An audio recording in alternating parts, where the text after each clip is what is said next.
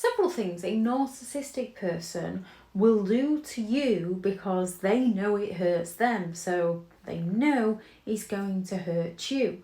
And one of the first of these is those constant comparisons. Narcissistic people compare themselves against others on face value. They lack the authenticity to dig deeper. They just believe that somebody has taken something from them, has stolen from them. They compare in a negative way to the point where they're envious of other people and often seek to destroy those people. A narcissistic individual will then unfairly compare you to others, to devalue you, to make you feel inadequate, to make you feel exactly how they feel, and then they can turn around and say, see, now you know what it's like. When it comes to criticism, narcissistic people, criticism hurts them. They're seeking that perfectionism. They don't make mistakes. They don't make errors. They don't do any wrong. If they do, you asked for it in their head. When it comes to criticism, there's lots of different types of criticism, and we can have that constructive feedback from people who love and care about us, who want to see us grow. A narcissistic person will make out that it's constructive feedback for those I'm only trying to help, when they're actually trying to hinder you. They will pile on a ton of criticism once they've got you where they want you, to make you feel inadequate, to make you feel unworthy. You can just offer a narcissistic person a bit of a friendly advice. You can ask a narcissistic person to do something for you. They will feign incompetence, do it badly.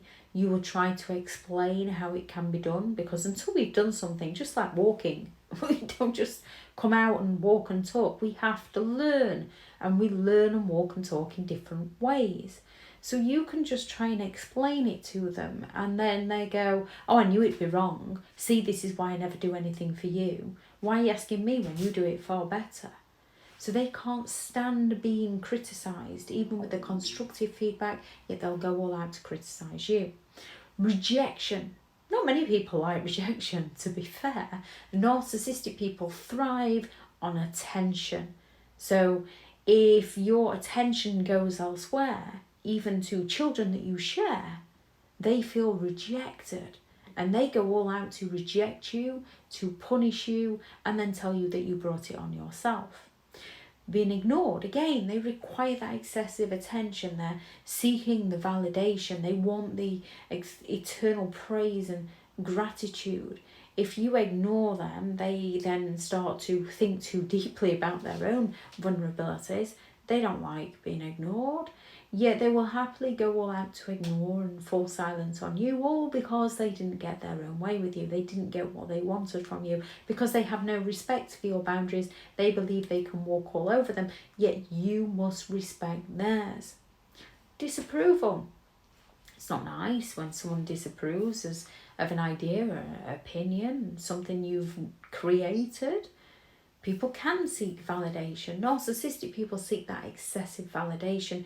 Therefore, they're going to disapprove of anything that takes the attention away from them. They will mock you to get their needs met by you. Exposure of their flaws. Narcissistic people are trying so hard to maintain that image of perfection. Now, flaws and weaknesses, perhaps we don't want everybody knowing our business.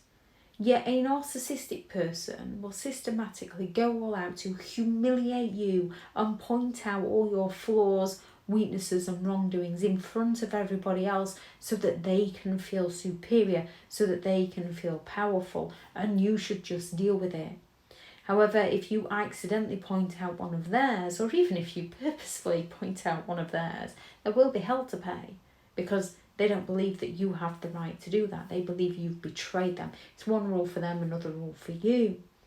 When you take control away from them, no one throws a bigger tantrum than a narcissist who's lost control over someone else's mind.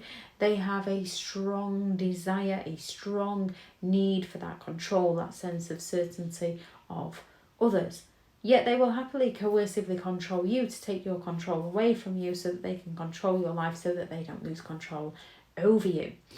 Not feeding their ego, they require that excessive praise and attention and support. Therefore, when you do something, they'll not give you a congratulations or a well done.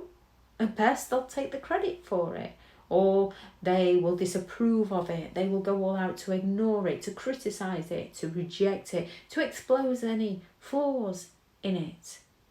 And abandonment, because they believe that they are superior and people should want to just be around them. They fear abandonment, yet they will happily go all out and abandon you if they fear that they're losing that control over you, to hurt you and to punish you so that they can regain control over the situation.